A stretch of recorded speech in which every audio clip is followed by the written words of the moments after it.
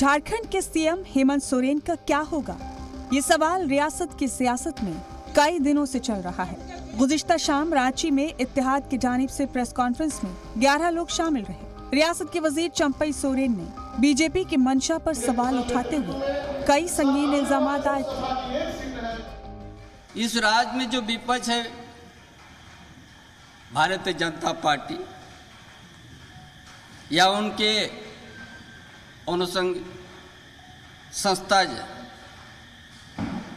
इस कामकाज को देख के उसका शायद उनका मन में पच नहीं रहा है। इस बीच खबर यह है कि हेमंत सोरेन की असेंबली रुकनीत को लेकर गवर्नर बेंस ने अपने फैसले की कॉपी इलेक्शन कमीशन को भेज दी है। इस मामले में आज इलेक्शन कमीशन नोटिफिकेशन जारी कर सकता है।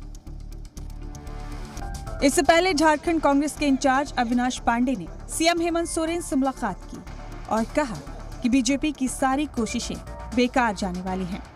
किसी प्रकार का कोई शंका नहीं है कि उसमें कोई भी इस प्रकार के कोई बुलावे में आकर गलती करने के चांसेस नहीं हैं। जिन्होंने गलती की वो अपनी सजा भुगत रहे हैं। वहीं झारखंड में अपोजिशन जमात बीजेपी सोरेन सरकार पर हमलावर है। साबिक सीएम रघुवर दास ने कहा कि खुद और अपनी बीवी के नाम पर लीज लेकर सोरेन घिर चुके हैं। भारतीय जनता पार्टी ने थोड़े इनको कहा था कि अपने नाम पर लीज ले लो, अपने पत्नी के नाम पर लीज ले लो, अपने प्रेस सलाहकार को लीज दे दो, अपने विधायक प्रतिनिधि को लीज दे दो। ऑफिस ऑफ प्रॉफिट का मामला हेमंत सोरेन की गले की हड्डी बनता जा रहा है। हालांकि सीएम हेमंत सोरेन इसे रियासत का बकाया पैसा मांगने का मामला बता रहे हैं। फिलहाल लोगों की निगाहें इलेक्शन कमीशन के उस नोटिफिकेशन पर है जिसमें सोरेन की रुकनीत पर फैसला होना है। कुमार चंदन, जी मीडिया, रांची।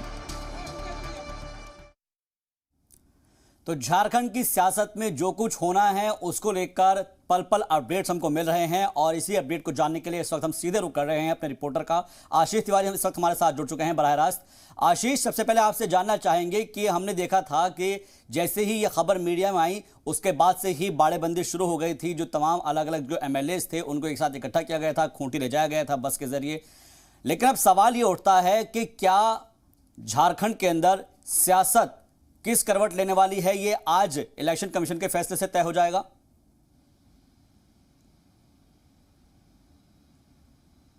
जी, ये आपने सही कहा। जिस तरह हालांकि अभी सबकी निगाहें उसी पर है कि इलेक्शन कमीशन क्या कुछ नोटिफिकेशन जारी करता है, मगर आपको बता दूं कि ऑफिस ऑफ प्रॉफिट मामले में लगातार जो है आज 5वां दिन है और कहीं ना कहीं झारखंड की राजनीतिक में पक्ष हो या विपक्ष दोनों में सस्पेंस बरकरार है कि क्या कुछ निर्णय निकलता है, क्या कुछ नोटिफिकेशन जारी होती है।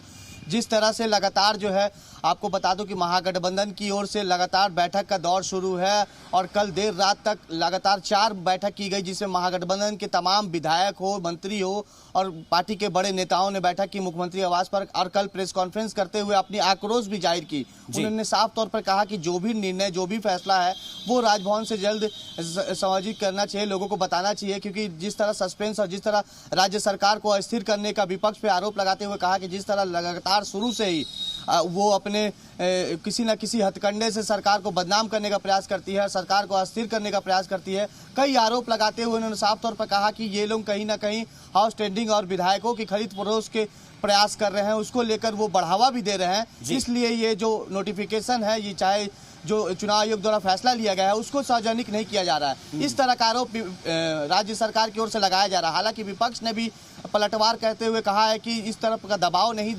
बनाया जा सकता है, जो भी फैसला होगा वो फैसला जरूर सामने आएगा और आपने गलती की है उसी का खामियाजा आप भुगत रहे हैं। तो कहीं ना कहीं राज्य सरकार में महागठबंधन के जो विधायक हैं उनमें एक तरह से घबराहट तो है, क्योंकि 5 दिन हो गए और अब तक चुनाव आयोग द्वारा जो फैसला भेजा गया है राजभवन, अब तक उस लिफाफे को पढ़ लिया गया है, बावजूद उसको सार्वजनिक नहीं किया जा रहा है, जिसको लेकर महागठबंधन के विधायकों में लगातार जो है घबराहट बनी हुई है और वो आप देख सकते हो कि 4 से 5 बैठक हो चुकी है मुख्यमंत्री आवास पर और सभी ने एकजुटता का परिचय देते हुए विपक्ष के जो जितने भी दावे थे उसको दरकिनार किया है।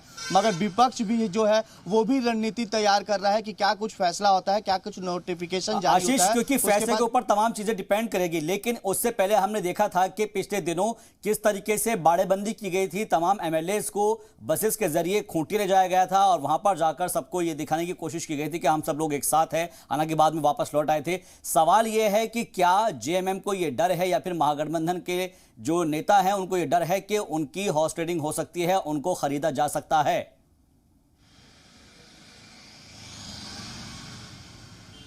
देखिए, जिस तरह की बैठक का दौर शुरू है और 3 बसों में विधायकों को बैठाकर खूंटी ले जाते हैं और लगातार जो है 4 दिनों में आपको बता दूं कि 4 बैठक हो चुकी है। सुबह शाम सभी विधायकों को मुख्यमंत्री आवास बुलाया जाता है।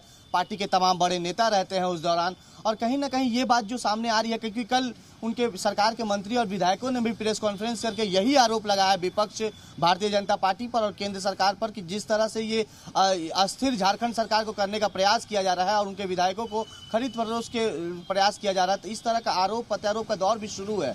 मगर महागठबंधन के तमाम विधायक जो है वो एकजुटता का परिचय भी दे रहे हैं और विपक्ष को एक तरह से दावा भी कर रहे हैं कि जो भी निर्णय होगा राज्य सरकार उसके लिए तैयार है और जैसे ही नोटिफिकेशन जारी होगा तो कहीं ना कहीं जहां एक तरफ राज्य सरकार महागठबंधन के तमाम विधायकों का बैठक करके रणनीति तैयार की जा रही है तो वहीं विपक्ष भी इसको मॉनिटरिंग कर रहा है कि क्या कुछ नोटिफिकेशन जारी होता है। नोटिफिकेशन के बाद विपक्ष भी हमलावर होगी सरकार पे। जी